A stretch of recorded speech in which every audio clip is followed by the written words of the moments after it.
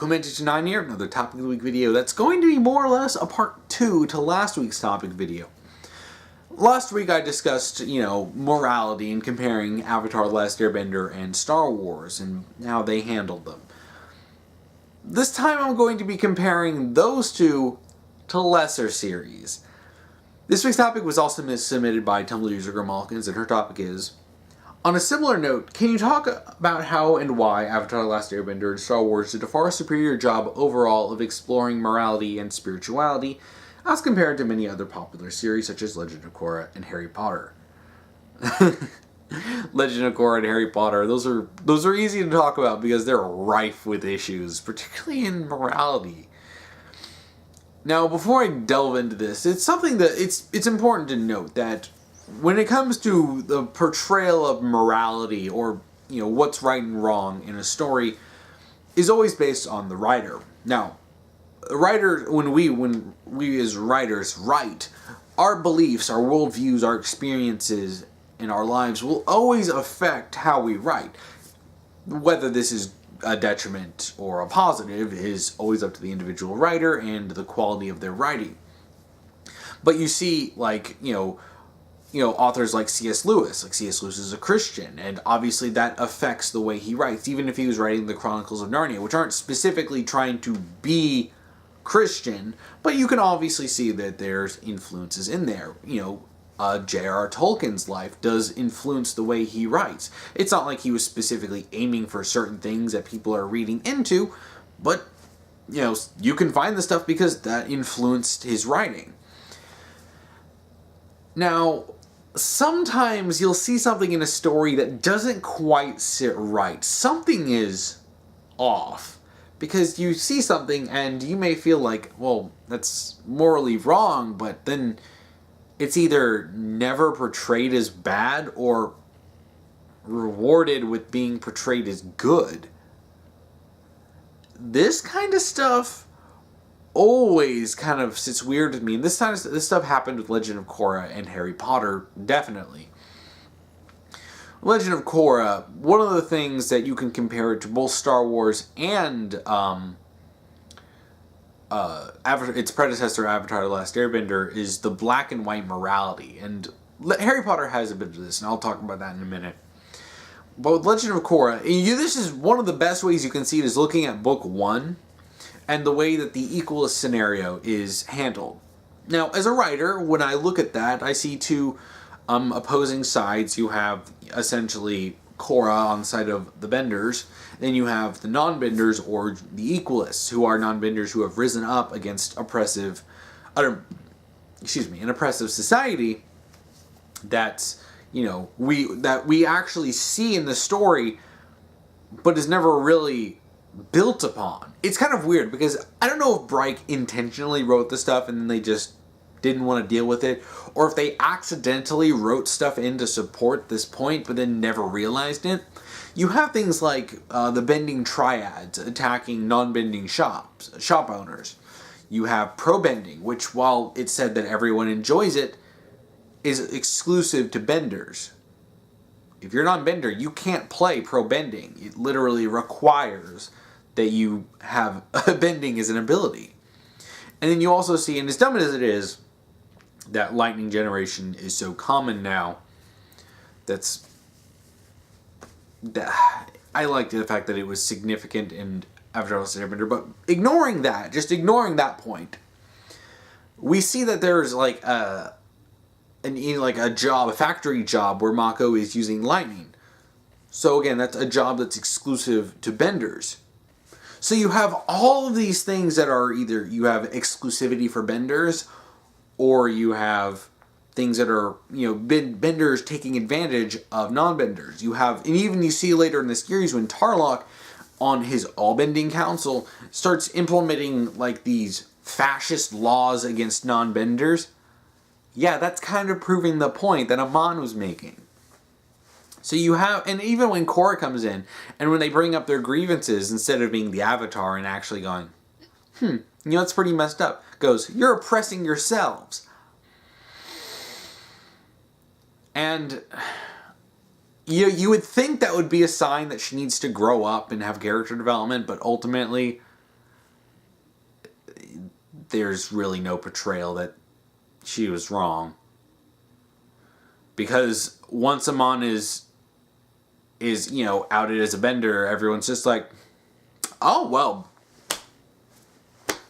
I guess we're done now. And then they changed their government to elect a non-bending president, and apparently that just fixed all the issues. There's no one that's angry anymore. That's not how this works. That's not how any of this works, Bryke. When you have stuff in Avatar: The Last Airbender, I talked about this before, where you have the good guys and you have the bad guys sides, the good side and the bad side. But then some of the good guys do stuff that's bad. Baku was a sexist at first. Jet, despite the fact that he's fighting against the Fire Nation, was doing some horrible things and ended up becoming a villain. Well-intentioned extremist, but an extremist nonetheless. You have people like Zuko, who's shown to be sympathetic despite the fact that he starts off the series and stays a good portion of the series as an antagonist. You have, good people on the Fire Nation. You have where you see, like in the Headband, where you see that a lot of these people aren't bad. They've just been fed propaganda their whole lives to make the Fire Nation look good. And you have these gray issues brought in. You had another good example is you have when Zuko protects that town from those bandits, but then he basically ends up revealing that he not only is he a firebender, he's Zuko.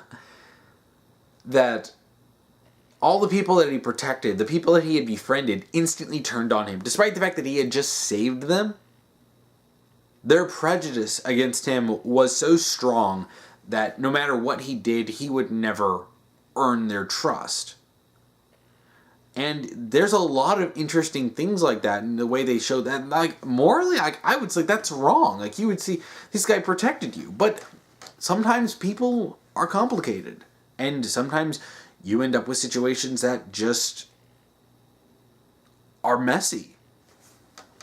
And you see some of that with Star Wars too, with the prequels. And, okay, that's a lot of stuff I talked about in the last video. But bringing this up against something like Legend of Korra, you see a lot of these issues come in.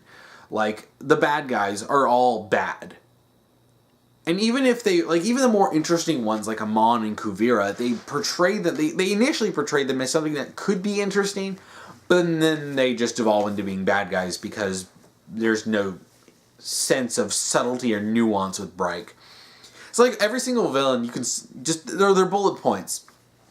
Some sort of distinct power, alright, vague ideology, evil, boom, pretty much every villain in Legend of Korra summed up. And, they're all bland and uninteresting, especially ones like Unalaq and, shoot, what was the book 3 villains? Zahir. I can never remember them because they're all so freaking boring. But gosh, it's like they're just sort of worthless because, you can obviously tell that there's superficial aspects that come into their design, but then in terms of depth of character, yeah, they're pretty much nothing. This is why when you see characters like villains like Darth Vader in Star Wars, a character who is obviously bad, who's done evil things, but then ultimately does get redeemed through the love for his son, and dies protecting him because there was just a little bit of goodness in him. You actually have that nuance that someone like Darth Vader was, like, even if it was just for his son, he did one good thing and he died saving his son and helping, save the galaxy too, by offing Palpatine. But you have that bit of good in someone evil. In other cases, you just don't get any of that. Now, for Harry Potter, I understand why a villain like Voldemort is just evil. That's understandable, and I support that. I'm fine with villains just being evil if it serves that villain's purpose.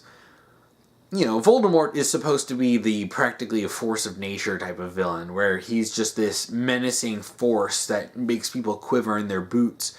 He has destroyed his soul to, achieve his goals, and he's been resurrected too. So you have all of this nasty and dark magic going on with him, so I can understand him being pure evil. But then you end up with issues like the Slytherins being portrayed as bad. Like, oh, well, all of the bad wizards come from Slytherin. Really? And I can understand if that was something like a little, like the kids think that, oh, well, I heard all bad people come from Slytherin. Except, it's not how this works. Why would a school actually allow an entire house, like a fourth of their students to be evil? Like, really think about that.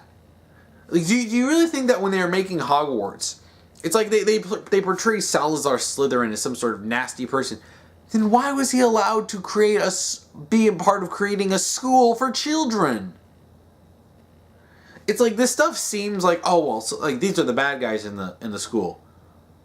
But J.K. Rowling, she has some interesting ideas with world building, but overall, she cannot create a cohesive world worth a darn. It's like the longer the series ran, the more apparent it became that J.K. Rowling had no no concrete idea of her own world. And when you start digging into things, it gets more confusing. And when she's trying to add, explanations later, like on Pottermore, trying to desperately go, oh no, I totally had these ideas the whole time, or just saying stuff on Twitter, it's like yeah. But it's like, when she portrays the Slytherins as bad, I would allow that for the first couple of books when they're kids.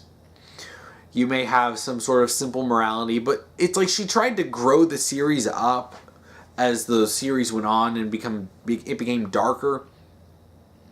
But she still kept this weird black and white thing, particularly with the Slytherins. Like, why are the Slytherins subject to this? Yes, okay, I wouldn't be surprised if there were bad Slytherins, but you're telling me there weren't bad Gryffindors? There weren't significant bad Gryffindors? Or Ravenclaws, or even Hufflepuffs? What about all over the world? What about other bad guys? Why is Voldemort and Grindelwald really the only ones that they seem to really focus on? And why aren't they allowed to nuance? And this is actually really shown in Draco Malfoy's character, where as opposed to other characters who ended up being antagonists, you can see comparing to Avatar: The Last Airbender like Zuko. Actually, this is a good comparison. Where Zuko was allowed to have depth to his character and was allowed to show just how badly being raised in a bad family affected him, Draco Malfoy was always portrayed as a schoolyard bully, and that's fine. But then when he sort of moved up to the Death Eater status, it's like, he didn't want to be doing that. He didn't want to kill Dumbledore. He was a jerk, but he's not a Nazi. And that's what he was being forced into. And there's actually a lot of potential to develop him into a redemption arc of wanting to leave that. But then it's like J.K. Rowling puts in these little, like, hints that, that he could develop into an interesting character, and then she just doesn't do anything with it. Draco, like, honestly, in the latter parts of the series, I can barely remember Draco's role in it, just because he wasn't really that important. He could have had a Zuko-style redemption arc that after he goes through crap, and it shows that being raised by a Death Eater twisted him into being a jerk in the first place, but he still doesn't even want to be evil. He has this internal conflict going on, much like how Zuko did, and ultimately would want to do the right thing even if it takes him a while. It doesn't really matter if you do it in book 4 or book 6 or even book 7. That book 7 and 6 is probably a little too on the late side, but you can work on developing Draco's character into being sympathetic, and I honestly do feel sympathy for him, in some cases more so than Harry. But Draco is never allowed to grow out of that schoolyard bully, role that J.K. Rowling had created in the first place, and she wasn't flexible enough to develop his character when it's clear that there was potential to do that. Though she does tend to force things that were stupid, like with the whole Cho scenario and Harry just suddenly falling in love with Ginny. But when you look at stuff like that, it's like, Like, do you really think that Draco doesn't deserve that sympathy? And J.K. Rowling has actually been, sort of dismissive of Draco, but then protective of Snape, who's a far worse person. This is the whole thing when it comes to the writer's own morality, and I don't want to like directly go into like accusations, but it does make me question some of these authors when they portray people like Snape as being good. Snape was a jerk. Snape was a nasty, nasty, vile monster. He treated his students like crap to the point where he was Neville's worst fear. A teacher at a school was his worst fear. Voldemort is out there. Death Eaters are out there. Dementors are out there. All sorts of other dark things. But his teacher was his worst fear. Yeah, that kind of tells me a lot of things about Snape. He treats his students like crap unless they're Slytherin, which he shows them severe favoritism. How he was allowed to really get away with that. Come on, Dumbledore. I just wish Dumbledore was handled better. You have, Snape do horrible things. Snape was a dick. He was even as a student, he was going after the Marauders just as, and there's a reason why they went back and forth with this. The reason why James went after him. Because Snape is a nasty, vile piece of crap. He was a wizard supremacist even when he was a student at Hogwarts. He thought it was cool and funny to attack Muggle-borns. He joined the Death Eaters, literal wizard Nazis. He created these nasty, spells like, was it Sectum? I don't remember the one, but the one that Harry learned and almost killed Draco with. And the one where James used to pants Severus Snape. It's like Snape created that, so he must have used it on someone. So you have all these horrible things on him, but no, he wasn't that bad.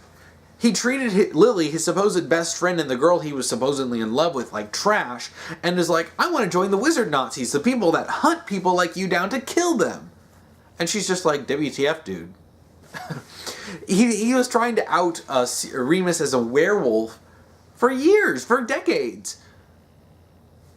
And then finally succeeded, at the end of Prisoner of Azkaban. After all these years, he was still holding some school grudge against this guy who wasn't a bad guy. And Snape was trying to go after him for years, and frankly, Lupin has a lot of reasons to hate Snape, but he never treats him like crap. He really never does. But then, who cares? Snape wants to get at him. And it's like... And he was totally okay with James and Harry dying as long as he could have Lily. But he's apparently a hero that Harry names his kid after. And Dumbledore too. Dumbledore got treated like crap by Rowling, turning him from a wise, likable old mentor just a manipulative and unlikable prick. It actually, I've been seeing stuff like this happen. I ended up starting using the term getting Dumbledored just to describe it when a mentor character is warped like that due to bad writing. Because this is such an intense example of a character who I really liked at first, but because of this stupid writing and the whole, he used to be a wizard Nazi, he used to be a wizard supremacist, just... Ugh. But those two characters are the ones that Harry names his kid after. Why does Rowling think Snape is a hero? No, really, that's a legitimate question. You want to talk about the portrayals, like, Darth Vader is shown to be bad. The villains in Avatar: The Airbender are shown to be bad. Zhao was bad. Ozai was bad. Zuko and Azula both are sympathetic. But what Zuko did bad was shown as bad. He suffered the consequences of it and was racked with guilt for doing this stuff. Like when he betrayed his uncle at the end of book 2. He was racked with guilt, and this is one of the things that led him to leave to go help Aang and the rest of the gang. Because he wanted to make up for the bad things that he had done. That's why he's so great for a redemption arc, is because he genuinely tries to fix the things that he did wrong. But with, like, Snape and Dumbledore, you have these horrible things. Like, in I think it was book 5, Order of the Phoenix, I believe it was, where Dumbledore's just ignoring Harry, and Harry's getting really pissed off and upset about it. You know, he's 15, and this guy who's supposed to be like a mentor to him is ignoring him. You know, all you really have to say is have someone tell Harry, okay, we think that there's something weird going on. Voldemort might be using you as an unaware spy. So Dumbledore needs to keep his distance so that nothing bad happens with him. So we just wanted to tell you this. So, just or you don't even need to go into specific details. Just say Dumbledore's got a lot of important stuff to do, and he's telling me that just to sit tight, and we're going to take care of this, but just understand that he's not trying to ignore you, but it's dangerous if he's staying around you for too long. Just something like that, anything like that, instead of just ignoring him and having Harry fester in his wizarding teenage angst. There's a lot you could really do with this, but they just don't. Rowling doesn't, and all of the bad things that some of these good characters do is just totally ignored. Like, shoot, when Hermione would do things such as jinxing the Dumbledore's army contract to mark anyone who turned against them, even if it was, if I remember correctly, I think it was implied that Cho's friend was tortured by Umbridge, and then but she was branded as a snitch. And Cho's really the only person who has an issue with this. No one else was like, "What the hell, Hermione?" And it's like, but she's a good guy. She's the good guy. And especially in Gryffindor. Gryffindors are the good guys, right? But it's like, you can't have these black and white morals. It's especially if you want to have morally gray elements into the story. If you want to have shades of gray between good and evil, you can't portray everything with such an insane black and white dichotomy. This is what makes things like Star Wars and Avatar: The Last Airbender enjoyable. In that regard, at least when dealing with those moralities, because you do get shades of gray with this. Even Luke's mentors in the original trilogy with Obi-Wan and Yoda, they weren't correct with everything, and they wanted him to kill Vader. And Luke didn't, and stuck to his own morals. And that shows that, his strength is the conviction of his morals is important. And just because he trusts and, trained under Obi-Wan and Yoda doesn't mean he blindly obeys them. And just because they're good guys doesn't mean that they can doesn't mean that they're right with everything. They're written as human. Okay, well, metaphorically speaking with Yoda. But, in Avatar: The Last Airbender, good guys do bad things, and it's called out. Like, was it Batu of the Water Tribe? I want to remember that I think that's what the episode's called. But it's when Aang discovers that Sokka and Katara's father, there's information about him, but Aang, out of fear that the only people who he can really rely on, with Sokka and Katara, will leave him, he hides this information. Because he has this fear of abandonment. And a guy who's lost his entire people, his entire race was wiped out. I mean, it's like, wow. Yeah, like, you can understand that, even if it's wrong, and it's portrayed as wrong. And they get rightfully angry at him. Ultimately, they do end up reuniting. But yeah, just because Aang did something bad doesn't mean that it's glossed over. And, some of these characters act like jerks. Sokka acts sexist early on in the series before he gets that, before he ends up realizing that that's wrong. Okay, that's good. You have these characters, you have Zuko do something wrong, and it's shown. Iroh, even in his past, you don't really see this, but from the past that he had done stuff that's wrong, but ultimately you see him regret these actions. To show that, no, just because I did something wrong, just because I'm a good guy, like Iroh may be on the bad side, but he's always portrayed as on, being pretty good. Even he has some dark stuff in his past, but he's shown that it is bad, and it's not suddenly okay just because he's a good person now, and he did some bad stuff before. So you actually have genuine portrayals of the good or bad, and it's not black and white in those series. While Star Wars does lean a little bit more towards the black and white elements, it's done more because it's based in a lot of, like fantasy, and, it's fantasy in space. So you do have some of that aspects like you would see in like Lord of the Rings, where you have your good guys and you've got your bad guys, for the most part. Lord of the Rings is still a good story.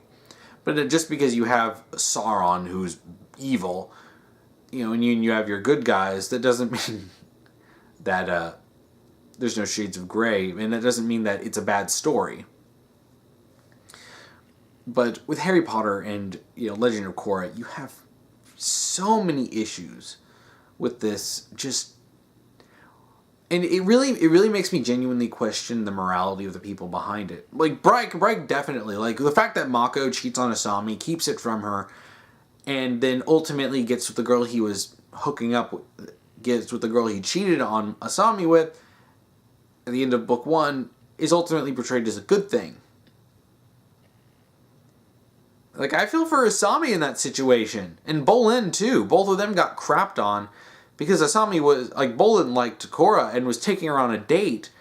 And then she turns around and, after all that, she turns around and makes out with his brother, who's dating Asami. And this isn't portrayed as wrong. What's even worse is that Brian and Mike actually tried to defend that. And that really makes me feel skeevy. Like, I just really feel skeevy. Like, you think it's okay to cheat on your girlfriend and then hook up with the girl that you were cheating with. And even with, being a homewrecker, it's totally okay if you really deserve it. And that's basically the story, like Pema's story, portraying being a homewrecker as being something positive as long as it's true love. Like, really, guys? Like, really? That's a little on the gross side. No, scratch that. That's really on the gross side. That's disgusting. So when you see stuff like that from these writers, and especially when they turn around and defend it, yeah, this is one of those things where your worldview and your own beliefs and morals do affect the story. Because, holy crap, someone's nasty views getting into the story. Oosh. And you even see stuff like that with, like, shows like Steven Universe. We're also talking about other popular shows. With Steven Universe, you have your good guys and your bad guys, and the morals are so completely inconsistent and just baffling. Garnet, the crystal gems can all do horrible things, but they're always justified. Or not justified, but ignored. And because they're the good guys. Garnet can be violent, aggressive, demanding, and just manipulative. But it's okay, but she's a good guy. Pearl can lie, manipulate people, and even let Steven die. And his survival is dictated only by the luck that he managed to save himself. But it's okay, because she's a good guy. Amethyst can do stuff like causing Greg emotional trauma by transforming into his dead wife because she knows that it's going to screw with him. Oh, but it's okay because she's a good guy. Hey, Steven can act like a total prick and basically make completely illogical decisions. But it's okay because he's a good guy. And hey, these evil tyrannical warlords that are fascist dictators who conquer planets and commit genocide regularly. Oh, that's okay. They can be redeemed. We're all family. What? And it's like, you really have to call into question the writers. And there's plenty of other nasty stuff that you can find in Steven Universe. But shoot, like that, the stuff I'm mentioning is only scratching the surface, and I don't want this video to go on for too long. But now to touch on spirituality, I've talked a bit about spirituality comparing. I think I did a video topic comparing Avatar: The Last Airbender and Legend of Korra, but comparing Star Wars to Legend of Korra, where spirituality is just window dressing in Legend of Korra, it doesn't really mean anything. If you removed all the spiritual aspects completely, it wouldn't change anything. It doesn't really matter. from everything from the spirit world to any kind of philosophy in it. Just, it doesn't mean anything. But with Star Wars, one of the things that's important is that this actually means something for the story. And that's important. If you're going to include elements like this, it should be to the benefit of the story. Instead of just being a meaningless thing to throw on like with Legend of Korra. Because Legend of Korra only did it because Avatar: The Last Airbender did it. But Brian and Mike don't understand what the other writers were doing. So they don't have any depth of understanding anything remotely spiritual or moral like the other writers did. So when they do this stuff, it comes off as wrong or cheap or meaningless.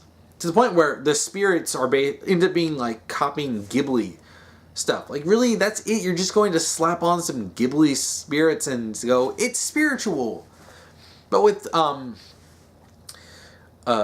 Star Wars, and even just looking at the original trilogy, you can see that it's meaningful to the story. The spirituality of the Force and the philosophy behind this and the Jedi. You can see that even with Vader. Vader still holds, Vader has respect for the Force because he's a Sith, and he was a former Jedi. And you see when these Imperial, higher ups are dismissive, and then of the Force, and then Vader defends it.